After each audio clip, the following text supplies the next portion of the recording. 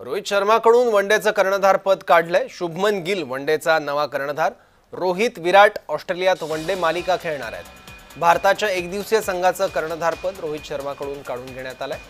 Australia विरुद्धच्या 3 सामन्यांच्या एकदिवसीय मालिकेसाठी जाहीर झालेल्या भारतीय संघात रोहित शर्मा आणि विराट कोहली यांचा समावेश आहे। मात्र शुभमन गिलला कर्णधार म्हणून नियुक्त करण्यात आलंय। गिल आधीच कसोटी कर्णधार आहे। रोहित आणि विराटने शेवटचा एकदिवसीय सामना यावर्षी 9 मार्च रोजी चॅम्पियन्स ट्रॉफीच्या अंतिम सामन्यात न्यूझीलंड विरुद्ध खेळला होता।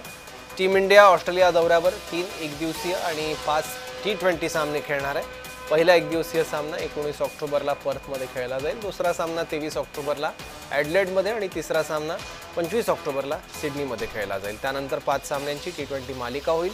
सूर्यकुमार यादव T20 संघाचं नेतृत्व करेल।